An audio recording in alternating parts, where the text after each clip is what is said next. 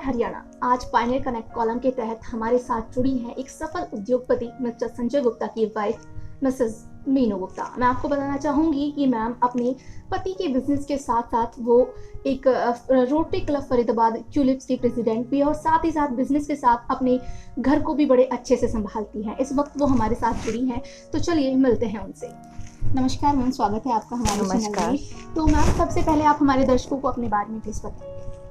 नमस्कार, मैं मीनू गुप्ता। मैं एक रोटेरियन हूँ पिछले 5 सालों से और अभी मैं प्रेसिडेंट हूँ rotary club of Faridabad tulips की।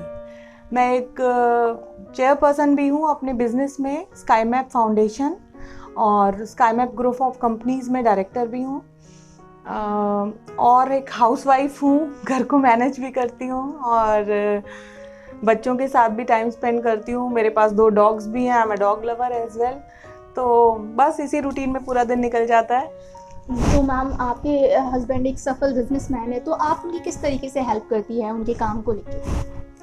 देखिए, हस्बैंड की हेल्प एक तो मेंटल होती है, एक फिजिकल। आजकल फिजिकल सेवा का तो ज़माना है नहीं, तो मेंटली उनको खुश रखना, उनके माइंडसेट को समझ के क्या उन्हें पसंद है वो चीज़ें करना, क्या उन्हें नापसंद है वो ना करना, और हर तरह से जहाँ भी मेरा सपोर्ट चाहिए होता है वो मैं देने की पूरी कोशिश करती हूँ।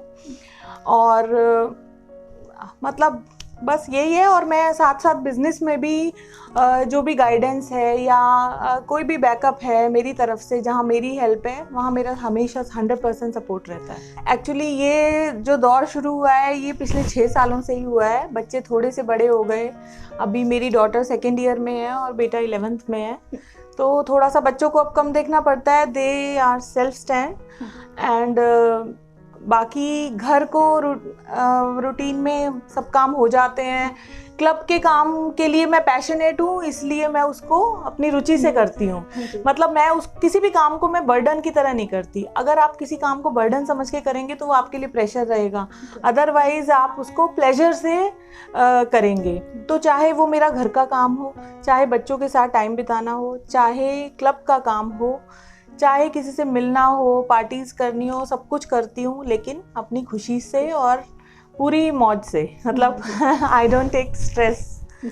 अगर सोशल वर्क की बात की जाए तो मैम उसको किस तरीके से करते हो, किस तरीके से आप लोगों की उसमें हेल्प करती हैं? देखिए, सोशल वर्क बहुत अच्छा सवाल है ये, क्योंकि रोटरी से जुड़ने के बाद हमने बहुत सोशल वर्क की तरफ हमारा रुझान बहुत अच्छा हो गया।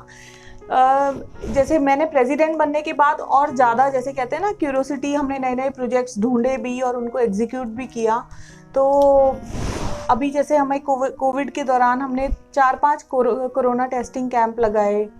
हमने एक आत्मनिर्भर सिलाई केंद्र खोला बल्लभगढ़ में, तिरखा कॉलोनी में, रोशनी के साथ मिलके।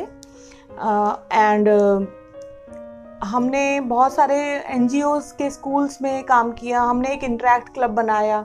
रोटरी का इंटरैक्ट क्लब होता है जो स्कूल के बच्चों का क्लब बनता है, ताकि उनमें भी शेयरिंग और केयरिंग की भावना आए। तो वो हमने मनस्कृति स्कूल के साथ इंटरैक्ट क्लब की रचना की। और साथ साथ हमने हमारे रोटरैक्ट्स होते हैं जो टीनेज के बच्चे होते हैं।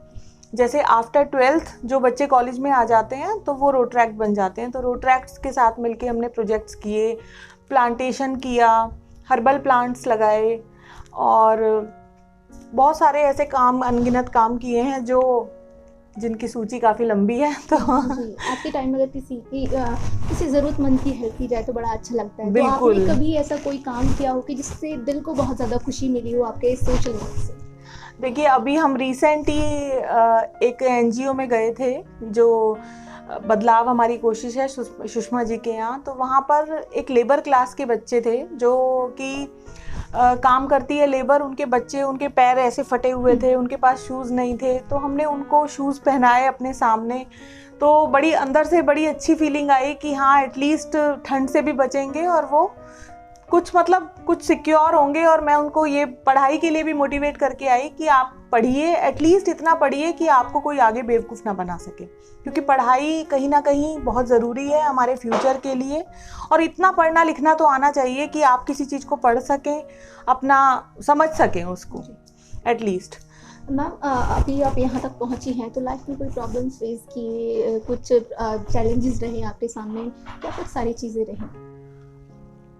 यहाँ तक पहुँची मुझे लगता है कि मेरी लाइफ बड़ी स्मूथ चलती है, क्योंकि मैं किसी चीज़ में पैनिक नहीं होती।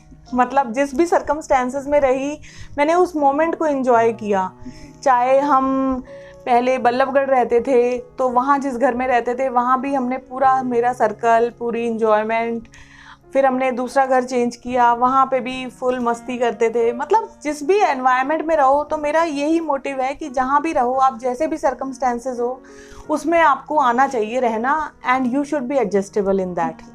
मैं अपने सुनने वालों को ये कहना चाहूँगी कि चैरिटी सिर्फ ऐसा नहीं है कि पैसे वाले ही कर सकते हैं या पैसा होने पर ही चैरिटी कर सकते हैं। चैरिटी हमें खुशियों की चैरिटी करनी चाहिए। हम हैप्पीनेस स्प्रेड कर सकते हैं, हम किसी को टाइम स्पेंड कर सकते हैं, क्योंकि किसी को वक्त दे देना, आज की डेट में जो अकेले आइसोलेट रहते हैं, आप उन्हें आधा घंटा दे दीजिए तो वो कितने खुश हो जाते हैं। आप रक्तदान कर सकते हैं, क्योंकि इसमें ये आपकी अपनी प्रॉपर्टी है, इसमें कुछ पैसा नहीं लगता और किसी की लाइफ सेव हो सकती है। आप देह दान कर सकते हैं, आप अपने मरने के बाद ये कमिट करवा सकते हैं कि आप मेरे बॉडी पार्ट्स किसी को भी यूज़ कर दिए जाएं, आपकी आंखें यूज़ हो सकती हैं। तो इस तरह की चैरिटी की आप सोच रखेंगे तो आप कर भी पाएंगे। तो मैं आप सबसे यही कहना चाहूँगी कि ऐसी सोच रखिए और ऐसा कीजिए, आपको खुद को तसल्ली मिलेगी, बहुत सुकून मिलेगा।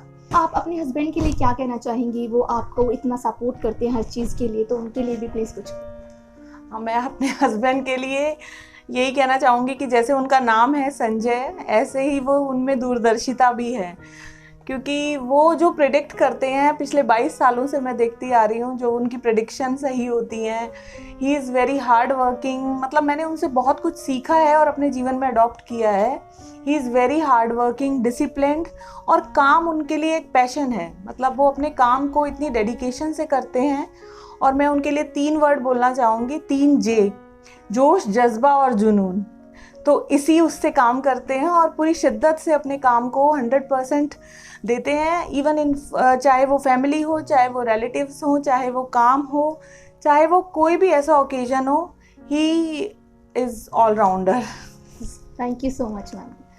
तो ये थी हमारे साथ मिसेस मीनू गुप्ता, जिन्होंने बताया बड़े अच्छे तरीके से कि वो एक टाइम पे अपना बिजनेस, अपनी सारी चीज़ें किस तरीके से मैनेज करती हैं और बड़ी अच्छे तरीके से सारी चीज़ों को संभालती भी हैं। इस कड़ी में आज के लिए इतना ही। ऐसी और भी शख्सियत से हम आपको ऐसे ही रूबरू कराते रहेंगे। तब तक के लिए जुड़े रहिए पायनियर हरियाणा के साथ।